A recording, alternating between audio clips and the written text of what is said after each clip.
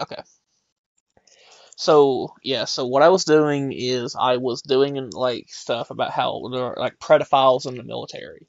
Because usually, Yeah, if you're gonna support like a group, you want them to be like, I want them to be not fucking heroes assholes. and not fucking Yeah. assholes. Yeah.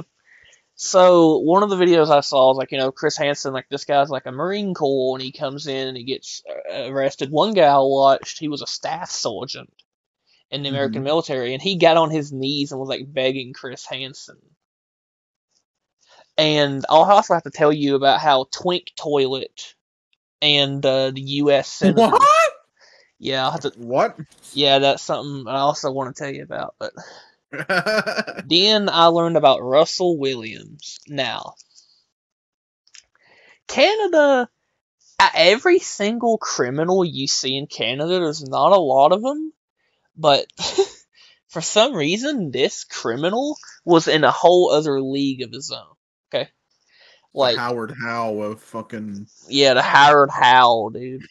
So this guy's name is Russell Williams, and he was a like colonel in the Canadian Armed Forces, specifically the Hmm. Air Force. And he was like chilling out one day, and then they investigated him, and then they're like, your call was suspiciously close to a murder thing. And then they interrogated him, and then he just gave like over 10 hours.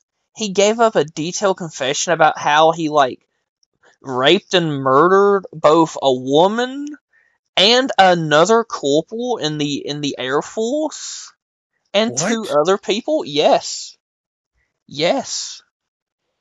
The subsequent investigation into Williams brought further confessions that revealed evidence of detailed notes and photographs stored in his house. The evidence showed he had broken into at least 82 houses to steal women and girls' underwear. This behavior later escalated to sexual assaults and later still to rapes and murders. He was charged with 2 counts of first-degree murder, 2 counts of forcible confinement, 2 counts of breaking and entering, and sexual assault. Fucking okay. Fucking throw away the key. He commanded the largest like Air Force base in Canada. It was in Trenton, Ontario. Okay, but this is. I mean, this is Canada, so. And I he mean, even also if he is controlling the largest, he's like what, five dudes in a Badger. and he also looks like Woody Harrelson. And he one of the and I got some of the shit on here is some of the stuff that they go into the criminal proceedings. He did a lot of weird stuff. Like after he stole their underwear, he would dress up and take pictures of himself in their lingerie. Oh, it's like a self-hate, like okay. Yeah, and another thing is that he also had like pedophilic tendencies because he used to also steal like little girls' underwear and shit. Oh. He made 82 fetish related home invasions and attempted break ins between September 2007 and November 2009. This guy is a Canadian Air Force colonel, and he's basically the same as like a crackhead who tries to break into your house at 2 a.m. He's yeah, like, and I like how he is absorbing all of Canada's crime. Like he is the guy. Like it's not like one or two assaults here and one or two break-ins here. He's all of them. Yes, he is all of them. And whenever he got like dishonorably discharged for severe misconduct, his uniform was burned, his medals were cut to pieces, and his commission scroll Good. was shredded. Also, they crushed his car.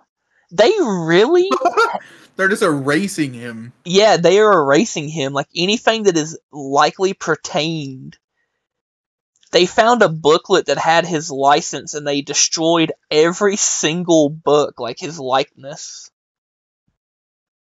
What the? I think that's something that we need to do more, like do more of culturally, is like when people do this kind of shit, they should just be erased from existence. They shouldn't be like propped up by the media or like showing their pictures around everywhere and like making them into these kind of like figure that people can like worship and fear and like you know what I mean, like true crimes like Yeah.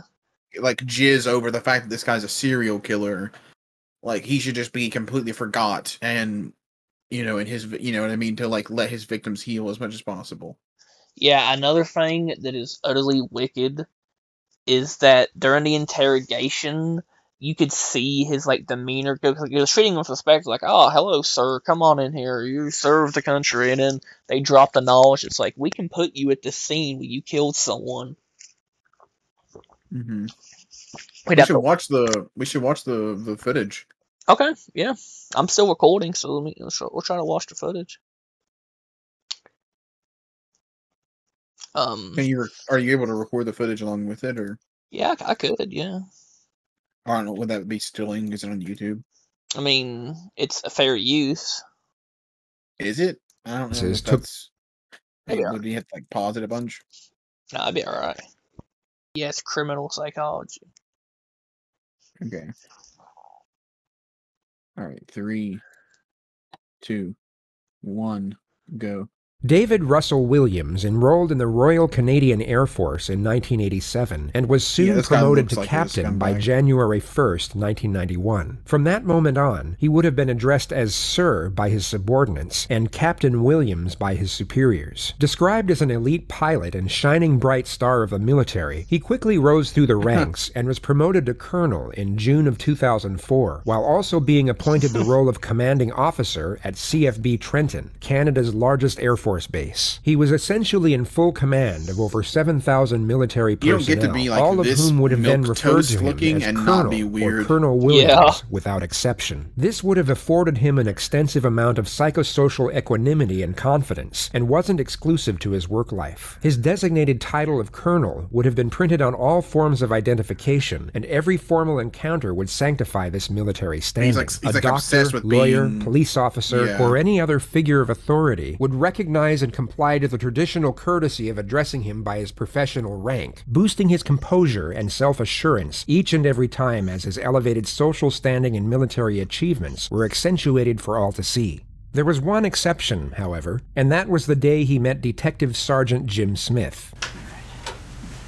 You just have to see the Before clarifying the psychological relevance as to why a senior detective would purposefully refrain from addressing a highly respected military commander by his formal title, first consolidate each of the elements and circumstances that led to the crossing of paths between these two profoundly dissimilar yet equally fascinating individuals. 10 days earlier, on January 28th of 2010, Andy Lloyd received a call from his mother around midday stating that his younger sister, 27-year-old Jessica Lloyd, had failed to show up to work and wasn't responding to phone calls or text messages. He immediately drove to her isolated home on Ontario's Highway 37 and discovered she wasn't there. There was no sign of a break-in, yet Jessica was known for leaving her doors unlocked, and all of her personal items were still inside the premises, including her phone, passport, and driver's license. Ottawa is known for its remarkably low crime rate and widely recognized as the safest city in Canada. The local authorities had resources to spare, and a missing person's investigation was launched immediately, which included an entire division from the Ottawa Police Force, over 2,000 members of the public, and even a specialist search and rescue unit from the Canadian Air Force. The word spread extremely fast across the city through the help of the media, and on the second day of Jessica's disappearance, an anonymous member of the public came forward with vital information. He stated that while driving home from work the night before, at roughly 3 a.m., he drove past Jessica's house and noticed an SUV parked in a field just a short distance away. He stated that he remembered feeling that something just seemed off, as it was parked in such an unusual area at such a late hour, and he had drove past the premises thousands of times before and not once seen the vehicle before that moment. Police immediately canvassed the area in question, where they found tire tracks in the field and boot prints leading up to Jessica's house. They had obtained the first two significant pieces of evidence, which then became the foundation for the next stages of the investigation. Police immediately set up 6 roadblocks throughout the surrounding area and stopped every SUV that passed in the hope of finding a match to the tire tracks. They reportedly stopped over 200 vehicles over the next 4 days, yet had no luck, and were on the verge of reassigning their manpower from the roads to conduct foot patrols in off-road areas and pathways. However, at roughly 7:30 p.m. on February 4th, their luck did a full 180, as the sports utility vehicle of Colonel Russell Williams was stopped. He was reportedly polite and nonchalant about what he thought was a routine traffic procedure and was sent on his way after just 90 seconds. Unbeknownst to him, he was immediately placed under police surveillance from that moment on, as his tires came up as a complete match to the tracks found in the field near Jessica Lloyd's house. 2 days later, on Sunday, February the 7th, he received a call from police headquarters in Ottawa asking him to visit the premises for the purpose of answering questions in relation to an ongoing investigative matter. The colonel didn't inquire further and agreed to drop into the police station immediately. He reportedly told his wife that he would be back for dinner before setting off, and arrived at the headquarters shortly before 3 p.m., where he was greeted by Detective Sergeant Jim Smith, a trained polygraph technician and senior investigator of the Policing Behavioral Sciences Unit. They use polygraph and...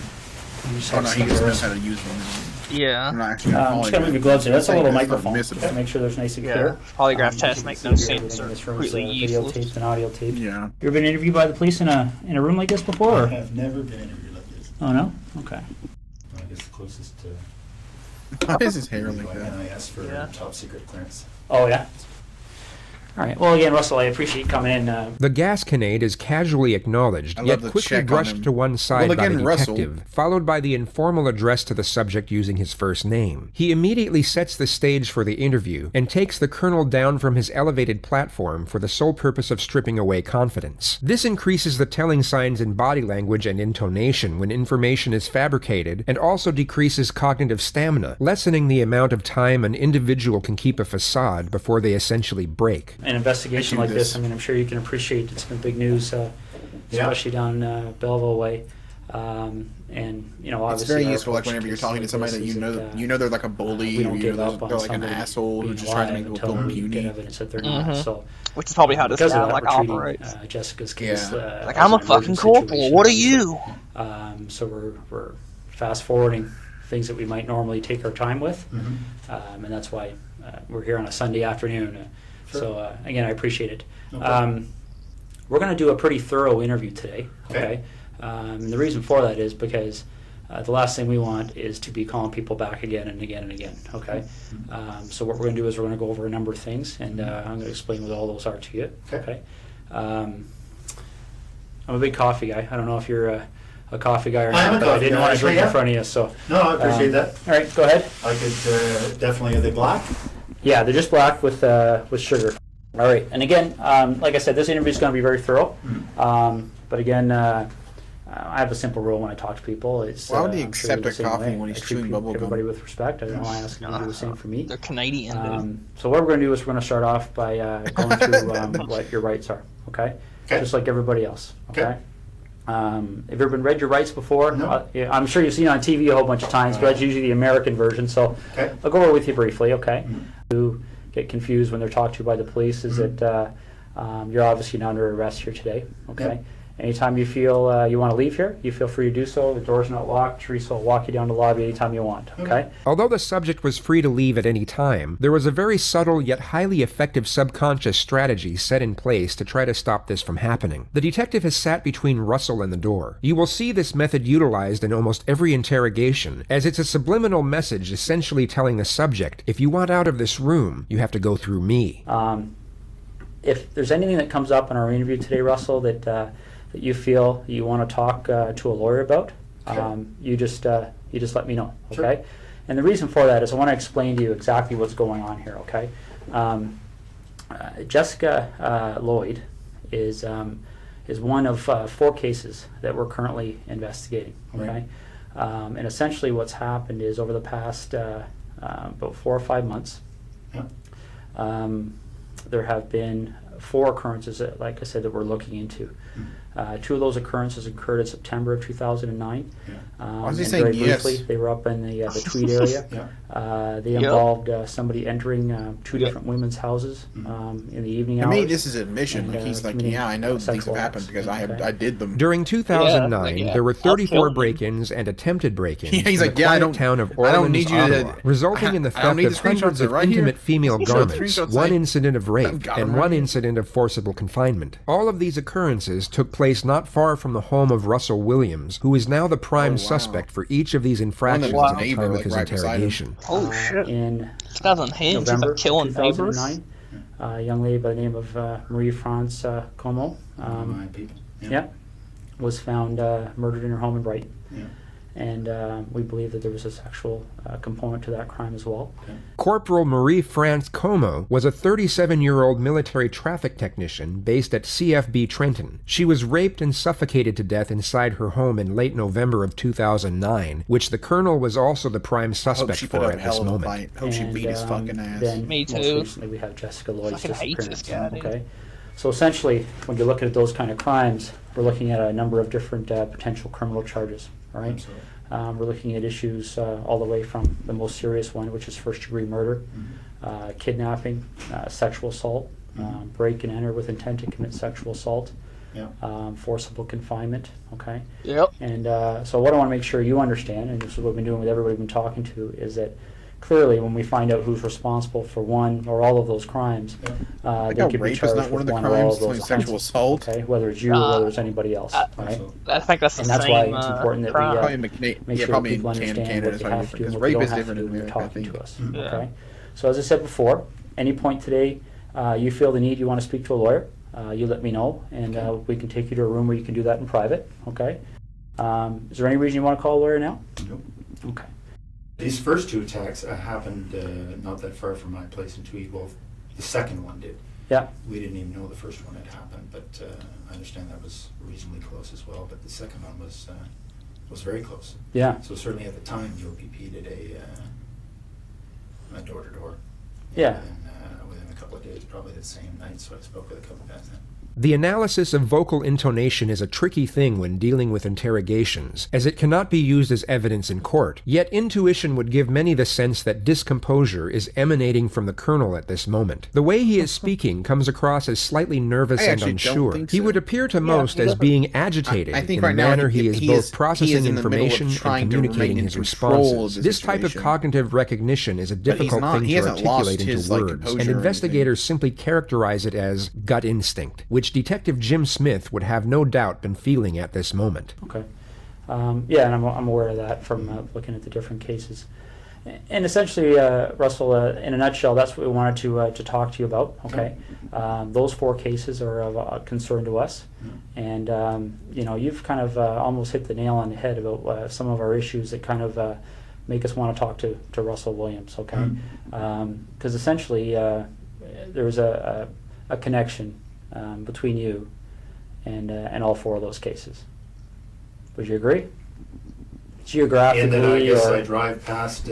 Yes, I would Yeah. have to say there's a connection. Yeah. The colonel is asked to state his movements and activity over the past 4 days, which is known in forensic psychology as gathering pretext. The detective wants to get an initial alibi from the suspect before the confrontational phase of the interrogation begins. This is the most calm a state that he intends to keep Russell in before he ramps up the pressure, and a more relaxed suspect often results in more detailed pretext, thus more information to scrutinize and correlate with any changes made at a later stage. Friday on the day, I was.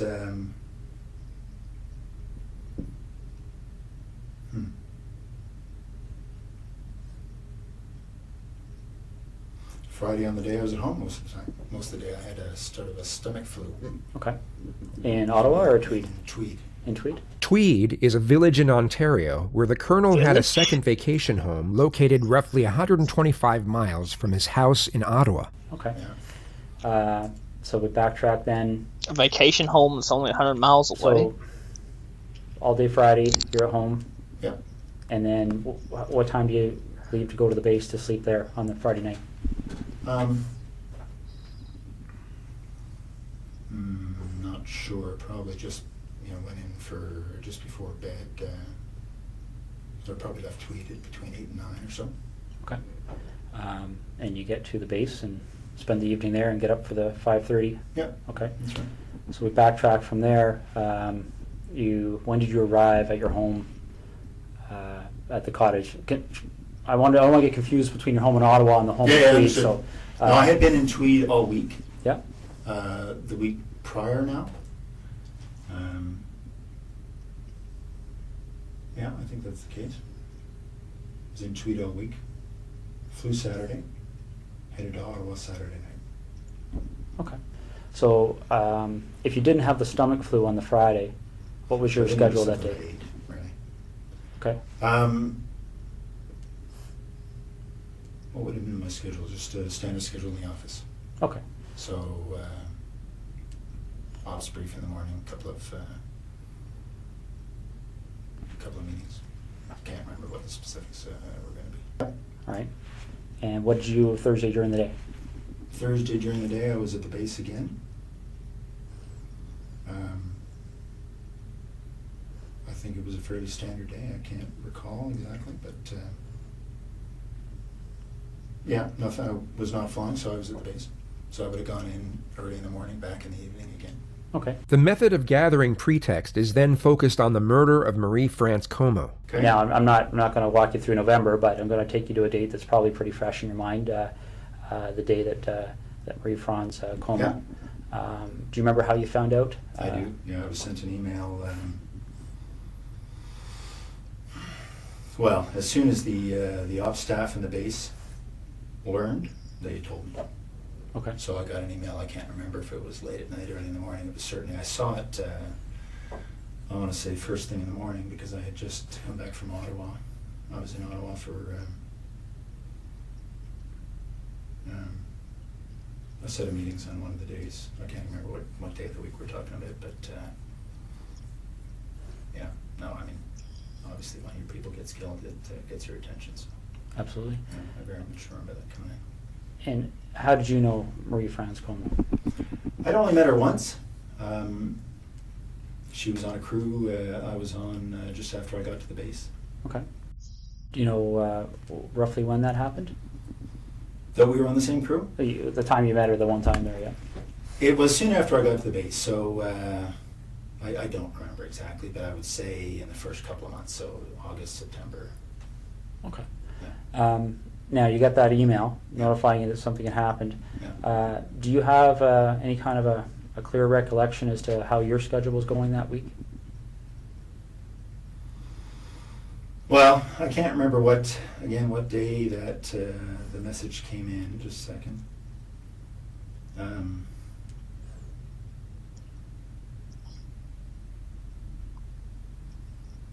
I can't remember what day of the week, but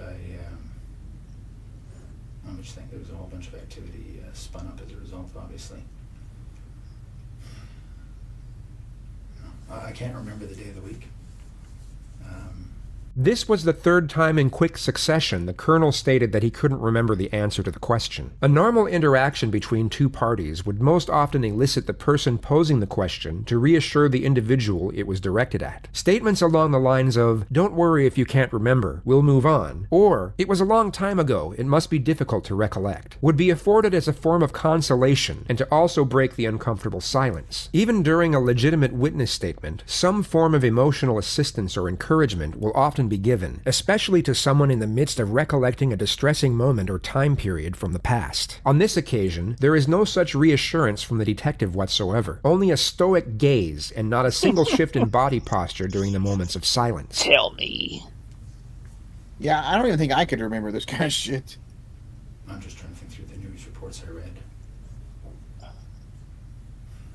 I'm sorry, I can't remember what day that was, but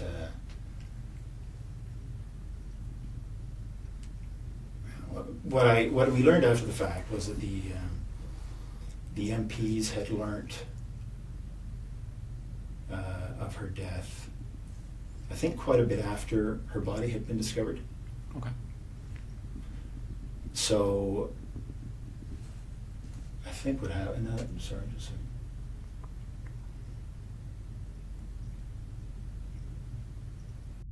So if we were to do a similar investigation in your background, is there anything you can think of that anybody may have misinterpreted, or anything in your history that somebody might say Russell Williams Absolutely did this? No. Okay. Be very boring. What's that? It'll be very boring. All right, because essentially that's what I'm looking at. Is it? You seem like a very intelligent person, and I think you can see how a surprise like that would certainly set off some alarm bells in our investigation, right? Okay. So the next thing we need to cover off is, I'll just ask you this straight out. Given the types of crimes we're investigating, do you get much chance to watch television shows, CSI, things like that? I do watch. I prefer Law and Order, but I do watch CSI occasionally. Yes. So you have an idea of obviously the forensic capabilities, things like that are out there. CSI. What would you be willing to give me today to help me move past you in this investigation? What do you need? Well, would you be willing to supply things like fingerprints, blood samples, Sure. things like that? Yeah. Okay.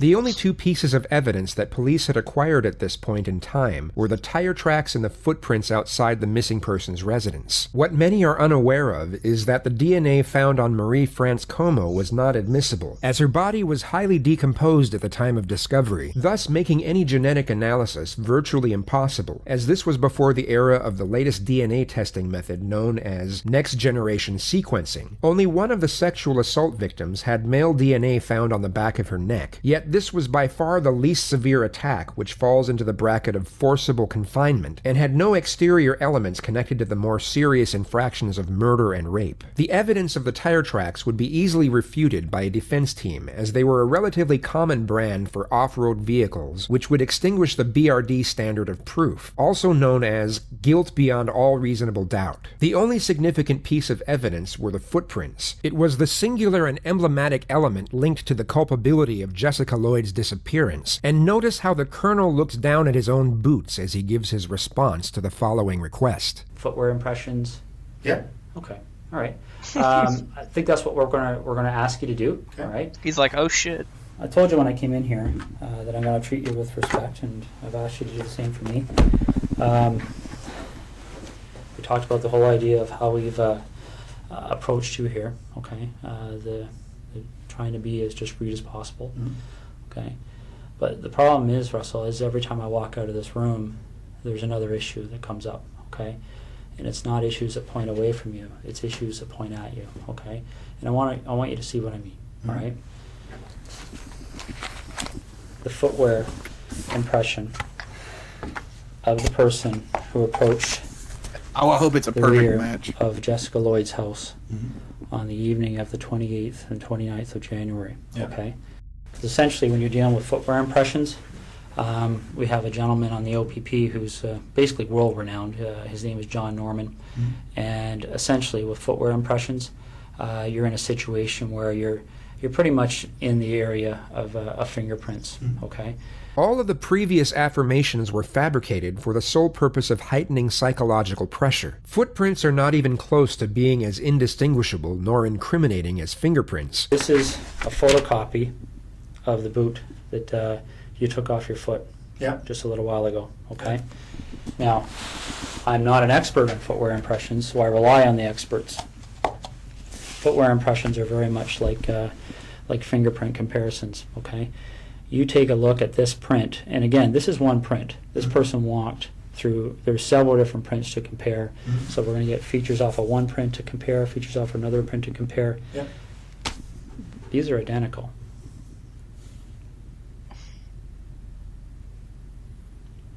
He's like, okay, yeah, you got Your me there. vehicle drove up the side of Jessica Lloyd's house. Your boots walked to the back of Jessica Lloyd's house. On It's the where evening you of the start being 28th like, and well, I'm her 29th of neighbor. I January. could have walked through there. Okay? Yeah. We want discretion. There is no like We need to have innocence some he's honesty. giving. Okay, because this is getting out of control really fast, Russell. Okay, really, really fast.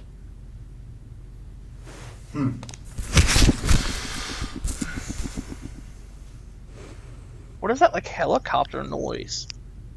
That was him like readjusting in the mic, like made it annoying. This is getting beyond my control. All right, I came in here a few hours ago, and I called you the way I called you today because I wanted to give you the benefit of the doubt. Mm-hmm. But you and I both know you were at Jessica Lloyd's house, and I need to know why. It's like Why? Yeah. I know you guys say like we're having an affair, or like. Yeah, this guy's like, he's like, yeah, you caught me. Like, we don't. He just threw in the most like weak evidence, and then he's like, he just folded like a piece of paper, dude. Like, of course, my boots are gonna be spotted near my neighbor's house, but this guy's like, well, time to sign my own death warrant. What do you say? That's, Well, you need to explain it, because this is the other problem we're having, Russell. Okay? Again, these decisions are made by me. Right now, there's a search warrant being executed at your residence in Ottawa. Okay? So your wife now knows what's going on. There's a search warrant being executed at your residence in Tweed, and your vehicle's been seized. Okay? You and I both know they're going to find evidence that links you to these situations. Okay? You and I both know that the unknown offender male DNA on Marie Transcomo's body is going to be matched to you, quite possibly before the evening's over. Okay? This is a major investigation. The Center of Forensic Science is on call 24 hours a day helping us with this. Your opportunity to take some control here and to have some explanation that anybody is going to believe is quickly expiring. Okay? I want to speak to my lawyer. What? Listen to me for a second, okay? When that evidence comes in, when that DNA match, when that phone rings and somebody knocks on this door, your credibility is gone, okay? Because this is how credibility works, all right? And I know you're an intelligent person and you probably don't need to hear this explanation, but I also know your mind's racing right now, okay? Because I've sat across a lot of people in your position over the years, okay? The bottom line is that as soon as we get that piece of evidence that solidifies it, DNA, okay? As soon as the expert in footwear impressions, the expert in tire impressions, calls and says, yes, I've examined those and they're a match, it's all over. Because as soon as that happens, where's your credibility? Where's your believability? Russell, you know there's only one option. What other option is there? What's the option? Well, I don't think you want the cold-blooded psychopath option. What? I might be wrong. Okay, because don't get me wrong, I've met guys who actually kind of enjoyed the notoriety, got off on it, got off on having that label. Bernardo being one of them. I don't see that in you. If I saw that in you, I wouldn't be back in here talking to you, quite frankly.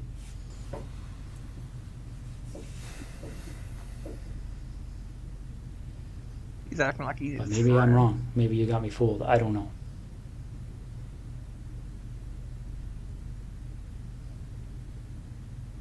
He's telling him, I know you're lying, too.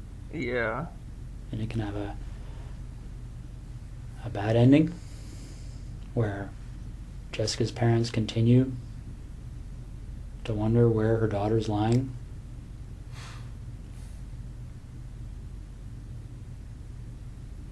And I don't know. I mean, obviously, there's a huge search still underway, and it'll continue. It'll continue until her body's found. Once that happens, then I don't know what other cards you would have to play.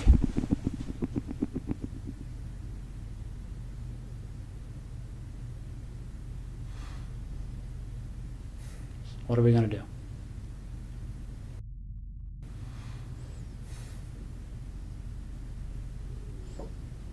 Russell. What are we going to do?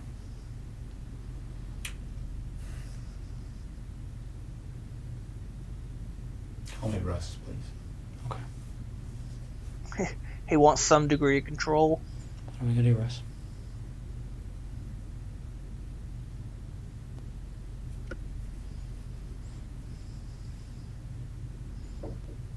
Is Jessica somewhere we can find her easily? Like, is this something where I can make a call and tell somebody to go to a location and they're going to find her, or is this something where we have to go and take a walk?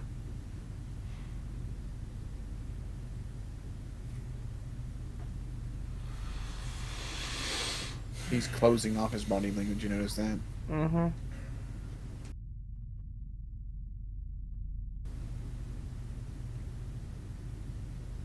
Russ, maybe this would help. Can you tell me what the issue is you're struggling with?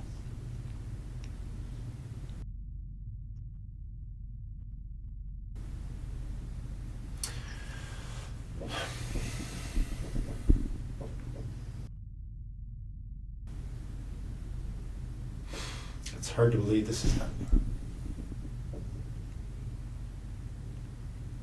Why is that? Why is it hard to believe?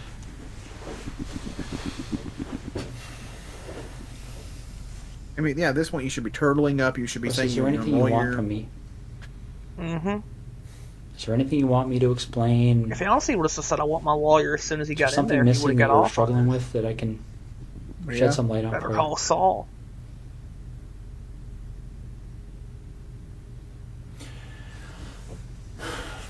I'm struggling with how upset my wife is right now. This investigation will end up costing no less than $10 million. Easy.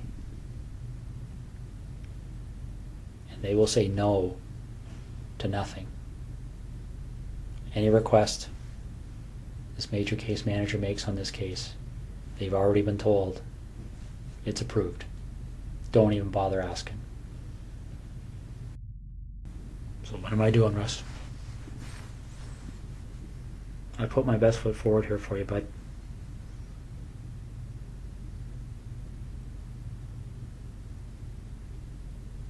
I really have. I don't know what else to do to make you understand the impact of what's happening here.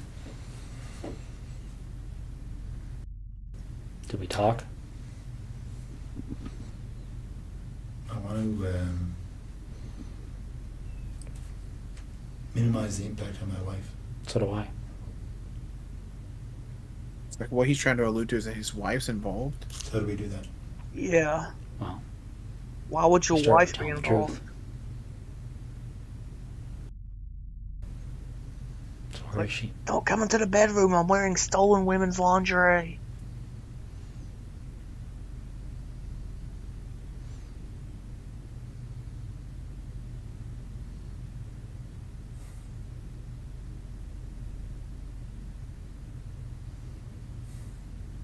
This guy looks like he's got like a coal, like, you know how a coal like sticks to you? Is she close to where she lives? I've got maps of that general area.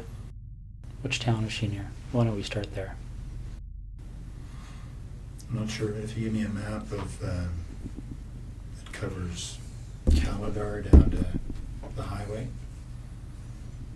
and over to Tweed and south, I'll show you. And right now he's got him You to see what I got confess. here? I might Basically, have something. he's already told him like where's her Is body. she Like, he's inside, got her- outside? He's completely avoided like why did you do it or did you kill her? Or Okay. Is she close to a road? Mm-hmm. he went straight to where she at. Is it something where is she buried, or is she somewhere where if you walk there you would fairly easily see her? It's here. Okay. Okay. I'll be right back, okay? Do you want any water or anything? Sure. Okay, I'll be right back. How long has she been there for?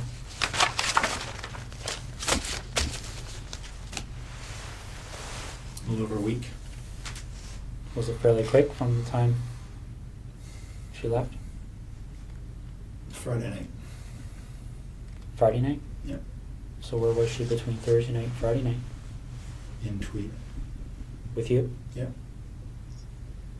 How long was she alive for?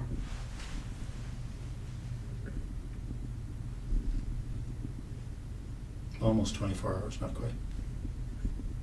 Okay. Russ? You're doing the right thing here. Okay.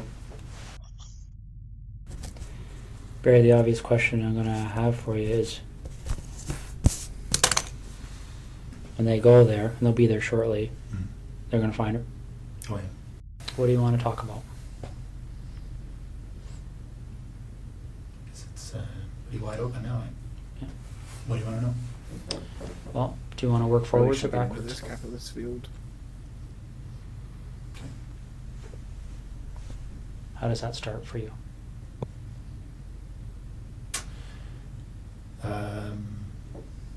I saw her in her house on her treadmill. Wednesday night, I guess. And I noticed she wasn't there Thursday. So I got into the house to look around.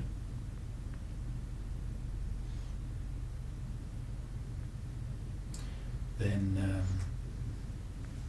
left. Noticed she'd come home.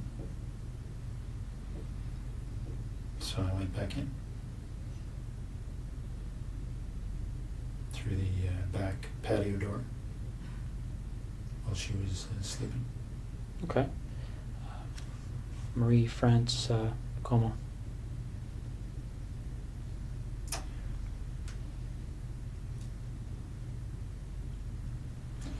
There was an open window in the basement of her house when she was away. I went in there a couple of nights before she came home. Looked around. Camped in her Went house? back in there late at night when she was at home. Yeah, what the fuck? She was on the phone in her bedroom. She actually discovered me in the basement. She was trying to get her cat to come upstairs, and the cat was in the basement, had seen me and was fixated on me in the corner. She couldn't get the cat up, so she came downstairs to try and get the cat, and I'm not more sure why she came over to me. I guess the cat was staring at me, and she was wondering what the cat was staring at. The lights were on. So when she spotted me, So, is this his first murder or second murder? Second. subdued her, The colonel that he's talking about is the second. tied her up, brought her upstairs. It is also kind of fucked up that the only reason that this case has anywhere near as important because she was in the military. And Yeah. strangled her. Well, wasn't the Lloyd person, the Why do you detective's think these things sister? happen? Yeah.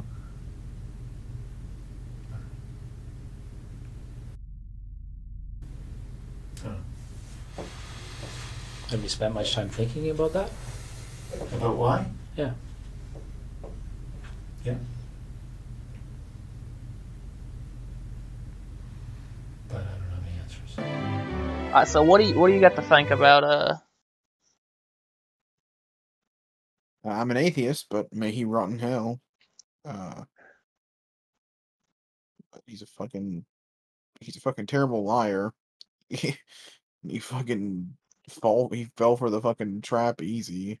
Yeah, he literally Also bluffed the fucking- murderer into a confession with zero solid evidence.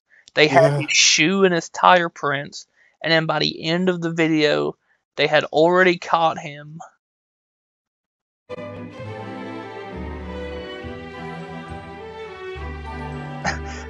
And notice he just kept saying "mm-hmm" to everything. Mhm. Yeah. It's Mhm. like, we seized your balls and locked them in this bag. Also, we shot your dog. Yeah. Mhm, mhm. Mm. You should probably stop recording.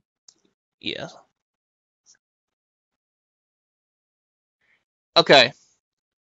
Here is another story to tell you, okay? Okay. Did it involve more murder?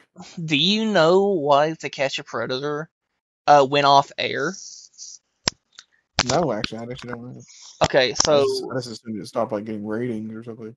Okay, yeah. So what happened is that they was investigating. A lot of people came to like these houses and shit.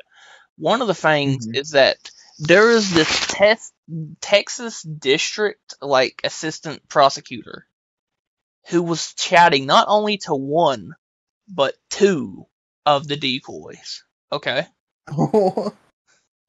Yes, that is how down bad this man was. But one of the things that he did is that he never actually came up to the house. He he like hid and the police were closing in on him, and then he shot himself. Oh my god. Yeah, and then so like not only did they raid his house and find like worse things, they also found out that the main like Texas prosecutor was also a weirdo. And he like got together and ordered the show, like they sued the show and tried to get him off and stuff, get him off the air. And so that's why To Catch Predator ended for such a long time. But there is a third part to this story. There is a man who put a wrench into the works. His name is twinktoilet. Now, twinktoilet, his story is weirdly implicated in the prosecutor thing because he showed up when they thought the district attorney was going to show up, the assistant district attorney was going to show up, the prosecutor, but twinktoilet shows up instead. But whenever twinktoilet got arrested, guess what? His charges were acquitted by the Texas the same prosecutor. So let's watch To Catch a Predator, the Twinktoilet Predator. Okay. All right. 3, 2, 1, go. All kinds of men with all kinds of stories, and we want to warn you that some of what you will see and hear is explicit. Here's Chris Hansen. I want to show you something personal. She says, sure what? Well, it's something underneath my pants. It starts with a P and ends in an S.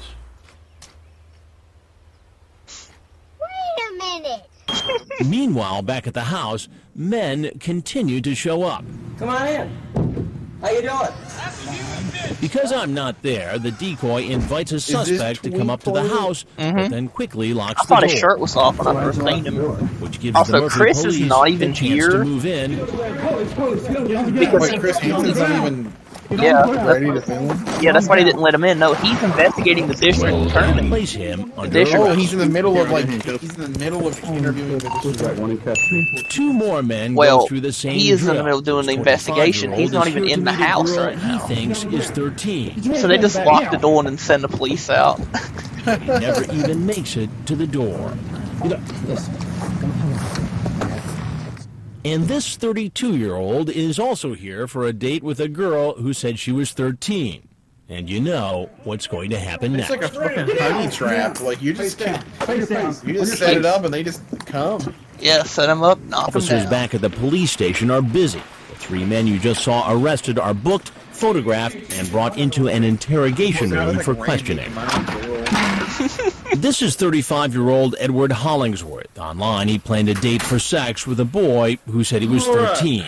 Listen, us big boys, we gotta fucking... My best friend's mom is dying of cancer. That's not a real excuse for it, but I wasn't in my right mind. My friend's mom is dying of cancer, so I'm allowed to be a pedophile. I'm stupid. Oh, yeah, what? I'm really stupid for doing this. It doesn't take an idiot to know that you guys are setting up stings, but I wasn't thinking. And to be honest, people say, well, you're thinking about sex. I wasn't even thinking about that. He uses the screen name Twinktoilet, which apparently hints at what he had in mind for the boy. You said that you love to be used by young boys. Is that true? I love this, like, southern, yes. like... Okay. And if you read down further in the line, it's fantasy. But explain to me what that means to be used by young boys. Used, Fucking Dr. mutilated, Phil. I don't know. And then you say love dirty boys, B-O-I-S, He does sound like Dr. who Phil. love getting freaky. Now, what does that last part mean? Again, fantasy takes over reality. I've never done really anything. I've done a little bit of the water sports, but like I said, beyond that, I've not done anything. It's all talk. So once you get beyond that, I've never done it. I don't know if I would have done it. Do you remember during this chat that he told you he was 13? Yes, quickly followed by my genius, are you a cop? Why is he narrating his own downfall? Or the NBC show. I don't know. I don't know. What did you believe? Now I'm hanging myself. Why? Yes, I thought he was 13. It was fantasy. The decision to get in my car is the dumbest mistake in my life to this point. If the name Twink Toilet doesn't immediately ring a bell with you, you are not alone. I had forgotten about Twink Toilet. That's a screen name, of course, for one of the predators I've caught. He's a fellow who, at the time of his arrest, was 35 years old, Edward Hollingsworth. And he didn't get a ton of attention at the time, and I'll tell you exactly why, but it's an interesting case for a number of reasons. He was caught, Ed Hollingsworth, Twink Toilet, and I'll explain that later too, but you can start to figure out what that's about. He was caught in Murphy, Texas, outside of Dallas, the very controversial sting operation we did in November of 2006. Controversial because that was the investigation where an assistant prosecutor in a neighboring county named Lewis William Conrad Jr. surfaced. He was chatting with not one but two decoys posing as young boys online, and while he never showed up at the sting house in Murphy, the police department went out to arrest him based upon his online solicitation of a minor. You know the rest of the story. Mr. Conrad, as officers were closing in on him, chose to commit suicide, shot himself in the head. Later, an examination of his laptop showed multiple images of child pornography, as well as evidence of wrongdoing by Conrad's boss, the actual prosecutor in that county, who ultimately, because of that wrongdoing, went to federal prison. Oh, shit. Now, these are the people who were being critical of our investigation, somehow linking. We need a us to Chris Hansen suicide. in every state. Nobody felt good about that suicide. Obviously, it was tragic, no matter what the circumstances. But he made that choice. Having said all that, it was when we went to Conrad's house, standing out on the street, to capture the arrest, that this Edward Hollingsworth, after a sexually charged chat with a decoy, posing as a 13-year-old boy, showed up at the house in Murphy. Now, Murphy, if you'll remember, was a bedroom community of Dallas, upper middle class. We were in a nice neighborhood, and the Murphy PD had done these sorts of stings before, a small department, but very professional. And you also may recall that one of the officers in that investigation, Kevin Carter, who's now retired and has written a book and is about to write another one, was involved in this investigation. I interviewed Kevin for a previous episode of this podcast. Good guy. So we leave the sting house because we want to try to talk to Lewis William Conrad Jr., if he's home, if he's arrested, if he's let out. And we want to get that on video, obviously. Yeah, he went to go investigate. It's a big deal that an assistant prosecutor was arrested. But we had other potential predators who were still chatting with decoys from Perverted Justice who could show up at the house at any time. So there were police officers back at the house. There were cameras rolling. there were contributors from Perverted Justice. So this chat takes place, and I'll share that with you in just a moment, between Edward Hollingsworth, Twink Toilet, and a Perverted Justice decoy. And ultimately a date is made for Edward to show up. Now, we're not there, but the police are. So he's arrested. I did not actually get a chance to come face to face with Edward. But we do have his interview with detectives, and I'll share that with you in this episode as well. But let's take a look at the chat Edward had with the Perverted Justice decoy. Now, you may recall that the prosecutor in the county where this took place decided not to file charges against any of the men who were arrested. And there were some very prosecutable cases. And he did this because of the Conrad suicide. There was also a bit of a political battle going on between the Murphy PD and the prosecutor's office at the time. But these cases were very prosecutable, and in fact, some of the men caught went on to be arrested again. Okay. Edward Hollingsworth was not one of them. By all accounts, he stayed out of trouble after his arrest. But let's take a look at the chat. Twink Toilet, Hollingsworth, says, "Damn, they keep getting younger in here, don't they? Doubt you are young and kinky." Decoy says, "Hi. You doubt I what? Hi. Could be a kinky boy, B-O-I. Decoy says, "Oh, I see. He love to be used by young boys," says Hollingsworth. "I love rimming, sucking, swallowing. Love cum, love piss, love dirty boys who love getting freaky." Decoy says, "Wow. Can't say I hate it till I try it, right?" Decoys often leave the door open. Hee. "True, and I would be on the receiving end of you doing your business. So it wouldn't be like you would be doing anything you don't normally do." Now, this has always been a difficult thing for me to understand. I know other predators have this fetish about consuming excrement. Peter Nygaard had it in the big investigation we did in the series for Discovery Plus. Peter Nygaard would ask these girls in the Bahamas to defecate on him, and he would eat it.